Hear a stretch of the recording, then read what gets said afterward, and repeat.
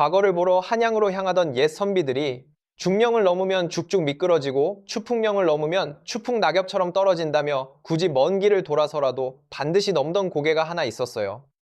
바로 문경세제였는데요. 이 고개만 넘으면 경사스러운 소식, 그러니까 과거 급제의 기쁜 소식을 듣는다고 해서 문경이라는 이름까지 붙었을 만큼 상서로운 관문이었거든요. 조선시대 영남대로의 대동맥이자 근대에 들어서는 검은 노다지가 흘러넘치던 석탄의 도시로 한때는 인구 16만 명이 북적이던 제법 큰 고을이었어요. 그런데 지금 그 문경을 들여다보면 16만 명이 넘던 인구가 6만 6천 명 수준으로 3분의 1 토막이 나버렸고 대한민국에서 소멸 위험이 두 번째로 높은 도시라는 참담한 성적표를 받아든 상태예요. 경사스러운 소식을 듣는다던 그 이름이 지금은 대한민국에서 가장 슬픈 소식의 주인공이 되어버린 셈인데요. 경사문에 들을 문자를 쓰는 그 아름다운 이름이 이렇게 무색해진 도시도 흔치 않을 거예요. 많은 분들이 그냥 시골이라 젊은 사람들이 도시로 빠져나가서 그런 거 아니냐고 쉽게 생각하실 수 있는데요. 사실 그 말만으로는 문경의 몰락이 도저히 설명되지 않거든요. 전국의 수많은 지방 도시가 인구가 줄고 있지만 문경처럼 정점에서 3분의 1로 쪼그라들며 소멸 위험 2위까지 곤두박질 친 곳은 그렇게 많지 않아요. 여기엔 딱 3번 순서대로 당겨진 방아쇠가 있었어요.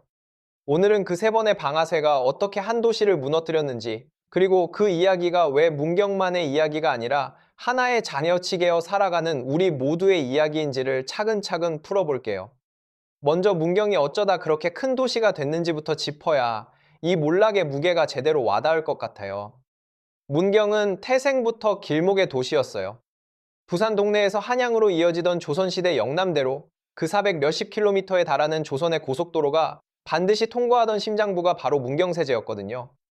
사람과 물자, 정보와 관리들이 모두 이 좁은 고갯길을 통해 오르내렸으니 문경은 가만히 있어도 길목값을 받아먹는 요충지였던 거예요. 관문을 세워 남쪽에서 올라오는 외적을 막았고 과거 보러 가는 선비들이 반드시 묵어가는 길목이었으니 여관과 주막과 상권이 자연스럽게 흥청거릴 수밖에 없었어요.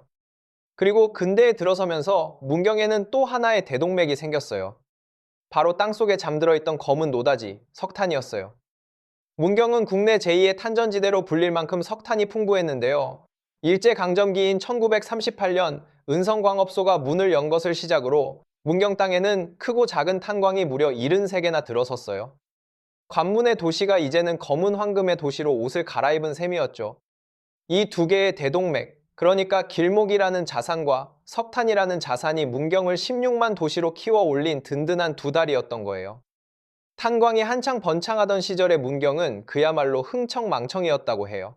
마을마다 요정이 서너 개씩 들어섰고 개도 10,000원짜리 지폐를 물고 다닌다는 우스갯소리가 나올 정도였다니 지금으로 치면 돈이 도시 전체에 넘쳐 흘렀다는 이야기예요. 가은읍 은성광업소 앞 시장에서 신발 가게를 하던 한 상인은 과다 보를 월급날이면 1,200원짜리 장화를 팔아 하루에 30만 원어치를 팔았다고 회상했는데요. 당시 물가를 생각하면 어마어마한 매출이었어요. 그 작은 가은에만 신발 가게가 12곳이나 있었다고 하니 도시의 열기가 얼마나 뜨거웠는지 짐작이 가시죠. 바로 이 지점에서 눈에 보이는 화려한 겉모습 뒤에 숨어있던 첫 번째 균열을 짚어봐야 하는데요. 여기서부터는 뉴스 제목만으로는 잘 보이지 않는 인구와 돈의 흐름을 실제 숫자로 하나씩 뜯어볼 생각이에요. 이렇게 도시의 흥망을 구조로 풀어드리는 이야기가 괜찮으시다면 구독과 좋아요로 함께 해주시면 다음 이야기를 이어가는데 큰 힘이 돼요. 첫 번째 방아쇠는 사실 문경이 가장 잘 나가던 그 시절에 이미 조용히 당겨지고 있었어요. 바로 철길이 문경을 비켜간 사건이에요. 조선의 대동맥이 영남대로였다면 근대의 대동맥은 두말할 것 없이 철도였거든요. 그런데 이 철도가, 그러니까 경부선이 놓일 때 험준한 문경세제를 굳이 넘어가지 않고 완만한 추풍령 쪽으로 크게 돌아가 버렸어요. 이유는 아주 냉정했어요. 백두대간을 넘는 문경세제는 경사가 급하고 지형이 험해서 무거운 기차가 오르내리기엔 공사비도 많이 들고 운행도 어려웠던 거예요. 대신 김천과 대전을 잇는 완만한 노선이 훨씬 효율적이었던 거죠. 이게 왜 그렇게 치명적이었는지 조금 쉽게 비유를 들어볼게요. 옛날에는 온 동네 사람이 반드시 우리 집 앞 골목을 지나야만 시내로 나갈 수 있었어요. 그러니 우리 집 앞에 가게를 차리면 저절로 장사가 됐죠. 그런데 어느 날 저 멀리 넓은 세대로가 뚫리면서 사람들이 더 이상 우리 골목으로 다니지 않게 된 거예요. 문경에게 철도가 딱 그런 존재였어요. 수백 년간 문경을 먹여 살리던 길목이라는 자산이 철도가 비켜가는 순간 그 가치를 통째로 잃어버린 거예요. 사람과 물자와 돈이 흐르던 대동맥 하나가 조용히 끊긴 셈인데요. 이때만 해도 문경에는 석탄이라는 또 하나의 튼튼한 다리가 남아 있었기 때문에 당장의 충격은 크지 않았어요. 그래서 문경은 첫 번째 방아쇠가 당겨진 것도 모른 채 석탄 하나의 도시의 모든 무게를 실어버렸어요. 길목이라는 다리가 부러졌으니 남은 한 다리에 온몸을 기댄 셈이었죠. 1974년 문경의 인구는 16만 1,100여 명으로 정점을 찍었는데요. 이 시절 문경 광부의 숫자가 많을 때는 7,200명을 웃돌았다고 해요. 광부 한 사람이 가족을 부양하고 그 가족들이 시장에서 소비하고 그 소비가 다시 상인과 학교와 병원을 먹여 살리는 석탄을 중심으로 한 거대한 생태계가 도시 전체를 지탱하고 있었던 거예요. 문제는 이 생태계가 오로지 석탄 하나에만 뿌리를 두고 있었다는 점이었어요. 그리고 두 번째 방아쇠가 당겨졌어요. 바로 석탄 시대의 종말이었어요. 1980년대에 접어들면서 사람들의 살림살이가 나아졌고 집집마다 난방 연료가 연탄에서 석유와 가스로 빠르게 바뀌기 시작했어요. 검은 연탄을 갈아 끼우던 아궁이가 기름 보일러와 도시가스로 넘어간 거죠. 게다가 국내에서 캐내는 석탄은 갱도가 깊어질수록 생산비가 치솟아서 값싼 수입 석탄이나 석유와는 도저히 가격 경쟁이 되지 않았어요. 검은 노다지라 불리던 석탄이 어느 순간 캐면 캘수록 손해가 나는 애물단지로 전락해버린 거예요. 그러자 정부가 칼을 빼들었어요. 1980년대 중반부터 이른바 석탄산업 합리화 사업이라는 이름으로 채산성이 떨어지는 한계 탄광들을 하나씩 정리하기 시작한 거예요. 말이 합리화지 사실상 탄광의 문을 차례로 닫는 작업이었어요. 문경도 예외가 아니었어요. 1987년 단산광업소를 시작으로 문경의 탄광들이 도미노처럼 무너져 내렸는데요. 그리고 마침내 1994년 7월 30일 오전 10시 문경 가은읍 왕릉리 은성광업소 마당에서 문경 석탄의 마지막 장면이 펼쳐졌어요. 그날 그 마당에는 짧게는 몇 년, 길게는 수십 년을 막장에서 살아온 800여 명의 광부가 모였다고 해요. 작업복이 아니라 제법 말쑥하게 차려입고 삼삼오오 모여든 그들의 얼굴엔 아쉬운 기색이 역력했다는데요. 간단한 종업식과 송별연을 끝으로 56년간 국민의 연료를 캐내던 은성광업소가 문을 닫았어요. 폐광 합의서의 근로자 대표로 마지막 도장을 찍었던 노조위원장은 그때만 생각하면 아직도 콧잔등이 시큰하다고 말했다고 해요. 이 은성광업소를 마지막으로 문경 땅에 있던 73개 탄광이 모두 역사 속으로 사라졌어요. 남은 한 다리마저 부러진 순간이었죠. 이 폐광의 무게를 제대로 느끼려면 은성광업소가 어떤 곳이었는지도 잠깐 짚어야 할 것 같아요. 은성광업소는 1938년부터 1994년까지 56년간 영남 최대의 탄전으로 대한민국 산업 발전의 동력을 담당했어요. 하지만 지하 깊은 곳에서 석탄을 캐는 일이었던 만큼 낙방과 가스 폭발 같은 사고가 끊이지 않았어요. 1979년에는 갱내 화재로 44명이 한꺼번에 목숨을 잃는 참사가 벌어지기도 했고요. 56년 동안 이곳에서만 166명의 산업전사가 목숨을 바쳤어요. 문경의 석탄은 그렇게 수많은 사람의 땀과 목숨 위에 쌓아 올린 검은 황금이었던 거예요. 그런 도시가 하루아침에 일자리를 잃은 셈이니 그 충격이 어땠을지는 짐작하기 어렵지 않아요. 폐광의 여파는 그야말로 즉각적이었어요. 문경의 인구 곡선을 숫자로 따라가 보면 그 낙차가 얼마나 가팔랐는지 선명하게 보이는데요. 1974년 16만 1,100여 명이던 인구가 탄광들이 흔들리던 1985년에는 13만 9천여 명으로 줄었고 폐광이 마무리된 직후인 1995년에는 9만 5천여 명까지 곤두박질 쳤어요. 불과 20여 년 사이에 인구가 반토막이 나버린 거예요. 도시 하나가 반쯤 비어버리는데 채 한 세대도 걸리지 않은 셈이죠. 광부들은 새로운 일자리를 찾아 하나둘 문경을 떠났고 그들이 떠난 자리에는 빈집이 늘어만 갔어요. 흥청거리던 가은시장의 신발 가게들도 하나둘 셔터를 내렸어요. 여기서 그냥 석탄이 사라졌으니 도시가 무너진 거다 라고 정리하고 넘어가면 정작 중요한 그림을 놓치게 되는데요. 진짜 문제는 석탄이 사라진 것 자체가 아니라 석탄을 대신할 그 무엇도 준비되어 있지 않았다는 점이었어요. 그리고 바로 이 지점에서 세 번째 방아쇠가 당겨져요. 폐광 이후의 긴 공백이에요. 당시 상황을 들여다보면 좀 안타까운 대목이 있어요. 광산이 호황을 누리던 시절에 문경 사람들은 폐광을 상상조차 하지 못했다고 해요. 검은 황금이 무한정 쏟아질 것처럼 보였으니 그 이후를 대비할 이유가 없었던 거죠. 그러다 막상 탄광이 문을 닫자 도시는 스스로 새 길을 찾기보다는 정부나 탄광업체만 바라보며 대체 산업을 마련해달라고 요구하는데 상당한 시간을 흘려보냈어요. 몸이 성한 사람은 다른 도시로 떠났고 농토라도 있는 사람은 농사로 업을 바꿨지만 도시 전체를 다시 일으켜 세울 새로운 대동맥은 좀처럼 나타나지 않았어요. 이 공백의 무서운 점은 인구가 한번 빠지기 시작하면 그 자체가 또 다른 인구 유출을 부른다는 데 있어요. 젊은 사람들이 떠나면 아이가 줄고, 아이가 줄면 학교가 문을 닫고, 학교가 사라지면 그나마 남아있던 젊은 가정마저 떠날 이유가 생기거든요. 병원과 상점과 일자리도 사람이 줄어드는 만큼 함께 사라지고요. 이건 마치 욕조에 마개를 뽑아버린 것과 비슷해요.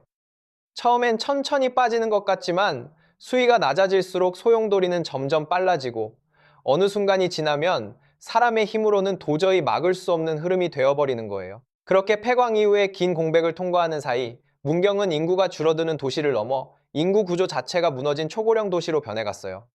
여기서 소멸 위험지수라는 개념을 잠깐 짚고 갈게요. 이건 한 지역에 사는 20세에서 39세 사이의 젊은 여성 인구를 65세 이상 고령 인구로 나눈 값이에요. 쉽게 말하면 아이를 낳을 수 있는 젊은 세대와 노년 세대의 균형을 보는 저울인 셈인데요. 이 값이 0.5 아래로 떨어지면 소멸 위험 지역, 0.2 아래로 떨어지면 소멸 고위험 지역으로 분류돼요. 그런데 문경의 소멸 위험 지수는 무려 0.179까지 내려앉았어요. 전국 시군구를 통틀어 상주시에 이어 두 번째로 낮은, 그러니까 소멸 위험이 두 번째로 높은 수치예요. 숫자만으로는 잘 와닿지 않으니 조금 풀어볼게요. 이 정도 지수라는 건 젊은 여성 한 명당 어르신이 대여섯 명꼴로 존재한다는 뜻이에요. 도시의 나이테가 통째로 노년 쪽으로 쏠려버린 거죠. 그리고 이렇게 초고령 도시가 되면 부동산 시장에서도 아주 독특한 풍경이 펼쳐지는데요. 바로 빈집이에요. 전국적으로도 전남과 전북, 경남과 경북 같은 지방에서 빈집 비율이 유독 높게 나타나는데 문경처럼 폐광의 역사를 지닌 도시는 그 정도가 더 심해요. 광부들이 떠난 사택과 상가, 어르신들이 세상을 떠난 뒤 자식들이 돌아오지 않는 시골집이 그대로 방치되는 거예요. 이 빈집 문제는 단순히 집이 비어있다는 차원의 이야기가 아니에요. 집이란 원래 팔고 싶으면 팔 수 있는 자산이어야 하는데 인구가 계속 빠지는 도시에서는 이 집을 사줄 사람 자체가 없어요. 팔리지도 않고 세를 놓을 세입자도 없고 그렇다고 허물자니 철거 비용이 만만치 않은 이러지도 저러지도 못하는 애물단지가 되는 거예요. 자산이라고 믿었던 것이 어느 순간 짐으로 바뀌는 순간인데요. 도시 곳곳에 이런 빈집이 늘어나면 남아있는 집들의 가치까지 함께 끌어내리는 악순환이 시작돼요. 옆집이 텅 비어 흉물이 되어가는데 내 집만 제값을 받기는 어려운 법이니까요. 자, 그러면 여기서 이런 반문이 나올 수 있어요. 문경은 문경세제라는 걸출한 관광지도 있고 사과와 오미자라는 유명한 특산물도 있지 않냐고요? 실제로 문경세제 도립공원은 한 해 방문객이 400만 명을 넘길 만큼 사랑받는 명소예요. 사과와 오미자, 약돌돼지 같은 특산물도 전국적으로 이름이 나 있고요. 폐광 이후 문경이 손 놓고 있었던 게 아니라 천혜의 자연을 바탕으로 관광과 농업에서 나름의 돌파구를 찾아낸 것도 분명한 사실이에요. 그런데 문제는 이 좋은 자원들만으로는 왜 도시의 몰락을 막지 못했느냐는 거예요. 겉으로 보면 관광객 400만 명이라는 숫자가 대단해 보이지만 한 걸음 더 들어가서 뜯어보면 이야기가 좀 달라져요. 관광객은 말 그대로 왔다가 가는 사람들이거든요. 문경세제를 걷고 사과 한 봉지 사고 식당에서 한 끼 먹고 떠나는 거예요. 이 방문객들은 도시에 잠깐의 매출은 안겨주지만 이곳에 눌러 살면서 아이를 낳고 세금을 내고 학교와 병원을 유지시켜주는 정주 인구가 되어주지는 않아요. 관광은 도시의 활력을 더해주는 양념은 될 수 있어도 무너진 인구 구조를 되돌리는 주식이 되기는 어려운 거예요. 하루 다녀가는 400만 명보다 이곳에 뿌리 내리고 사는 10,000명이 도시에는 훨씬 더 소중한 이유가 여기에 있어요. 특산물 농업도 비슷한 한계를 안고 있어요. 사과와 오미자가 아무리 유명해도 농사는 기본적으로 많은 젊은 일자리를 만들어내는 산업이 아니거든요. 게다가 농업의 주역인 어르신들이 나이가 드시면 그 농사를 이어받을 젊은 세대가 있어야 하는데 이미 청년층이 다 빠져나간 도시에서는 그 대를 이을 사람 자체가 부족해요. 특산물이 도시를 완전히 먹여 살리기엔 그릇이 작고 관광은 스쳐 지나갈 뿐이고 이 둘을 합쳐도 한때 7,000명의 광부와 그 가족을 품었던 석탄 생태계의 빈자리를 온전히 메우지는 못했던 거예요. 여기서 문경 출신 전문가들이 내놓은 진단이 꽤 날카로운데요. 문경에는 문경세제라는 관광 명소도 있고 사과와 오미자와 약돌돼지라는 특산물도 있고 지역대학이라는 인프라까지 다 갖춰져 있는데 정작 이 좋은 자원들을 하나로 연결해 시너지를 내는 체계가 부족하다는 거예요. 자원은 여기저기 흩어져 있는데 이걸 엮어서 새로운 부가가치와 일자리를 만들어내는 연결의 힘이 약하다 보니 좋은 재료를 다 가지고도 청년들이 머물 이유를 만들어내지 못했다는 이야기예요. 결국 문경의 진짜 문제는 자원이 없어서가 아니라 자원을 미래의 일자리로 바꿔내는 구조가 부족했던 거예요. 이렇게 문경의 세 번의 방아쇠를 순서대로 짚어보면 하나의 서늘한 공통점이 보여요. 문경은 매번 하나의 든든한 자산에 도시의 운명을 통째로 걸었다는 거예요. 조선시대엔 길목이라는 자산 하나에, 근대엔 석탄이라는 자산 하나에 모든 것을 실었어요. 그리고 그 자산이 시대의 흐름 속에서 가치를 잃는 순간 도시는 대비할 시간도 없이 무너져 내렸어요. 철도가 길목의 가치를 지워버렸고 에너지 전환이 석탄의 가치를 지워버렸고 그때마다 준비된 다음 카드가 없었던 거예요. 하나에만 기댄다는 건 그 하나가 무너질 때 함께 무너진다는 뜻이기도 하니까요. 그래서 오늘 이 이야기를 단순히 한 지방 도시가 안 됐다는 안타까움으로만 끝내면 정작 우리가 챙겨야 할 진짜 중요한 그림을 놓치게 돼요. 문경의 몰락은 사실 문경만의 이야기가 아니거든요. 여기엔 우리 삶으로 그대로 가져올 수 있는 세 가지 경고가 담겨 있어요.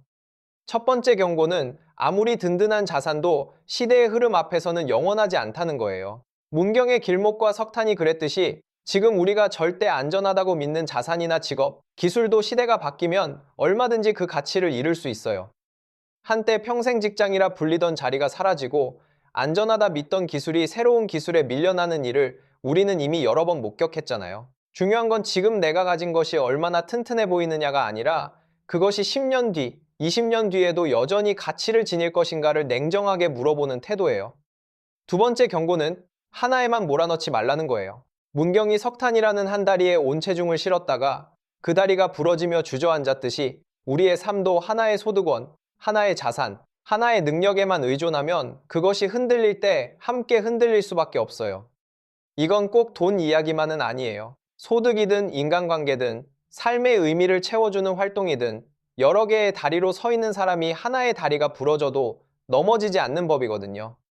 문경이 길목이 끊겼을 때 석탄으로 버텼듯이 석탄이 끊겼을 때 곧바로 딛고 설 또 다른 다리를 미리 마련해두는 지혜가 필요한 거예요. 세 번째 경고는 위기의 신호는 언제나 호황의 한복판에서 조용히 울린다는 거예요. 문경의 첫 번째 방아쇠였던 철도는 사실 문경이 가장 잘 나가던 시절에 이미 당겨져 있었어요. 다만 석탄이라는 화려한 다리가 남아있어서 그 신호를 아무도 눈치채지 못했을 뿐이에요. 우리 삶도 마찬가지예요. 모든 것이 순조롭고 풍족할 때야말로 그 풍요를 떠받치는 기둥이 여전히 튼튼한지 세상의 흐름이 그 기둥을 조금씩 갉아먹고 있지는 않은지 돌아봐야 하는 시기예요. 흥청거리던 가은시장의 상인이 폐광을 상상조차 못했던 것처럼 가장 좋을 때가 가장 방심하기 쉬운 때이기도 하니까요. 결국 문경의 이야기가 우리에게 남기는 건 한 도시를 향한 값싼 동정이 아니에요. 경사스러운 소식을 듣는다던 그 아름다운 이름의 도시가 어쩌다 가장 슬픈 이름이 되었는지 그 몰락의 구조를 차분히 들여다보면서 우리가 딛고선 땅과 우리가 기대고 있는 자산이 지금 어떤 흐름 위에 놓여 있는지를 읽어내는 눈. 저는 그게 이 이야기에서 우리가 진짜로 챙겨야 할 것이라고 생각해요. 세상의 구조와 흐름을 읽는 그 눈만 있다면 우리는 문경처럼 준비 없이 방아쇠를 맞는 일만큼은 피할 수 있을 테니까요. 오늘 문경의 이야기를 들으시면서 여러분의 고향은 어떤 모습으로 떠오르셨나요? 지금도 활기가 넘치는지 아니면 하나둘 빈집이 늘어가고 있는지 여러분의 고향 이야기를 댓글로 편하게 들려주시면 다음에는 소멸 위험 1위 도시의 이야기로 이어가 볼 텐데요. 이렇게 도시와 경제의 흐름을 깊이 있게 풀어드리는 이야기가 마음에 드셨다면 구독과 좋아요, 알림 설정으로 함께 해주시면 좋겠고 오늘도 긴 이야기 끝까지 들어주셔서 감사한 마음이에요.